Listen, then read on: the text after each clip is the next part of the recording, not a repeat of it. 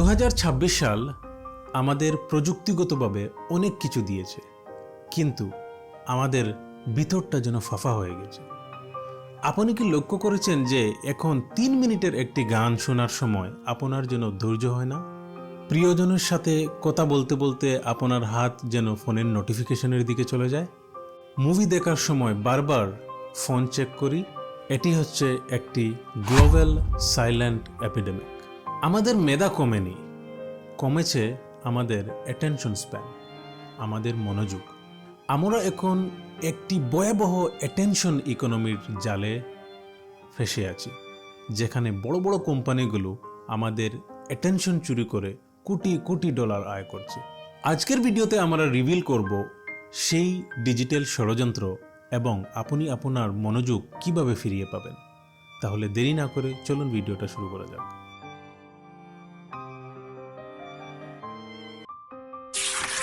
উনি একজন class 10-এর student. প্রস্তুতিও চলছে, he is very hard working, কিন্তু বারবার ফোকাসটা যেন ভেঙে যাচ্ছে। আমি জানি আমার সামনে পরীক্ষা। আমি আগের ভিডিওতে বার্ক মডেল দেখে বুঝেছি যে আমি একজন রিড রাইট লার্নার। আমি নোটসও তৈরি করি। উনি নিজের লার্নিং স্টাইলটাও বুঝে ফেলেছেন, নোটসও আছে, প্রস্তুতিও চলছে, কিন্তু সমস্যা অন্য জায়গায়। আমি যখন কোনো এক টপিক নিয়ে গম্ভীরভাবে পড়া শুরু করি, তখন ঠিক 5 মিনিট পর আমার হাত অটোমেটিক ফোনের দিকে চলে যায়। গভীর টপিকে ঢুকলেই 5 মিনিটের ভেতর ফোকাস আউট হয়ে যাওয়া, হাতটা অজান্তেই ফোনের দিকে চলে যাওয়া।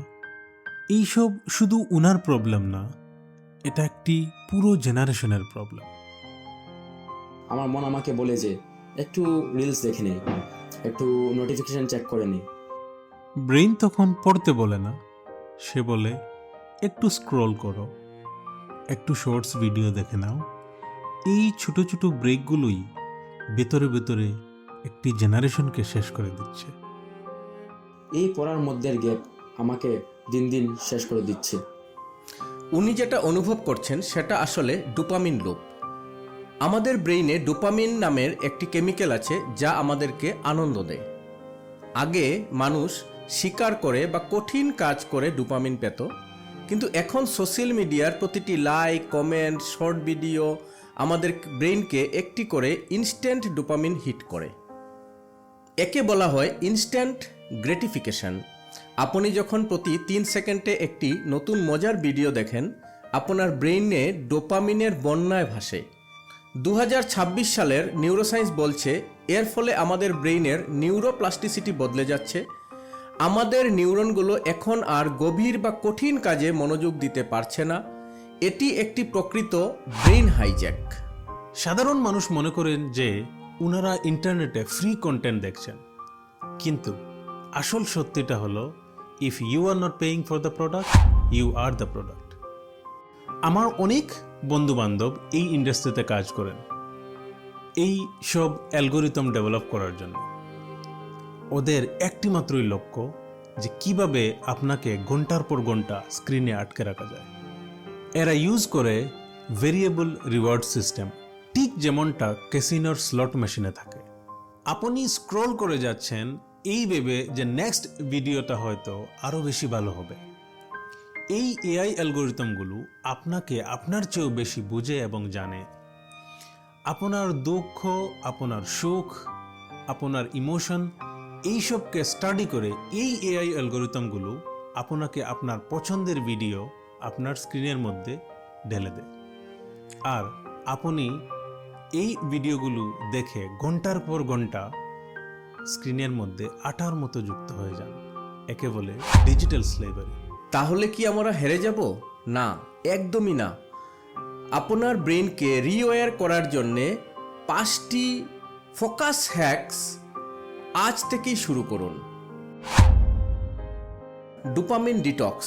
সপ্তাহে অন্তত একদিন মোবাইল থেকে নিজেকে দূরে রাখুন। একে বলা হয় ব্রেইন রিসেট। শুরুতে বিরক্তি লাগবে, কিন্তু এটাই আপনার মনোযোগকে শক্তিশালী করে তুলবে। দি গ্রে স্কেল হ্যাক। আপনার ফোনের স্ক্রিন সেটিংয়ে গিয়ে আজই আপনার স্ক্রিনকে ব্ল্যাক অ্যান্ড হোয়াইট বা গ্রে স্কেল করে দিন। আপনার ব্রেইন রঙিন কালারকে বা উজ্জ্বল কালারকে পছন্দ করে। যদি আপনার স্ক্রিন গ্রে স্কেল বা ব্ল্যাক অ্যান্ড হোয়াইট হয়ে যায়, তবে আপনার স্ক্রিনের প্রতি আকর্ষণ অর্ধেক হয়ে যাবে। Deep work method. সকালে অন্তত 90 মিনিট মোবাইল অন্য রুমে রেখে কঠিন কাজ বা পড়াশোনা করুন। কোনো নোটিফিকেশন নয়, কোনো মিউজিক নয়, একান্ত একাগ্রতা। এটা আপনাকে প্রোডাক্টিভিটি বাড়িয়ে দেবে। দি স্ক্রিন টাইম ম্যানেজমেন্ট। আপনার ফোনের অ্যাপ্লিকেশনের টাইমের সময়সীমা নির্ধারণ করুন। বিশেষ করে ঘুমানোর 1 ঘন্টা আগে সব ধরনের ডিভাইস বন্ধ করে দিন। আপনার ভালো ঘুম আপনার ব্রেইনের প্রিফ্রন্টাল কর্টেক্সকে সুস্থ রাখে, যা আপনাকে মনোযোগ বৃদ্ধি করতে সাহায্য করে। Boredom tolerance. একটু বের হলেই ফোন হাতে নেবেন না। বাসের জন্য দাঁড়িয়ে আছেন বা আপনি কোথাও যাবেন, শুধুমাত্র চারপাশে দেখুন, বিরক্তি সহ্য করুন। অতিরিক্ত বিরক্তির মুহূর্তেই নতুন নতুন আইডিয়ার জন্ম দেবে। 2026 সাল আমাদেরকে অনেক প্রযুক্তি দিয়েছে, কিন্তু শান্তি কেড়ে নিয়েছে। সিদ্ধান্ত আপনার কাছে। আপনি কি অ্যালগোরিদমের দাস হয়ে থাকবেন, নাকি আপনার মনোযোগের মালিক আপনি নিজেই হবেন?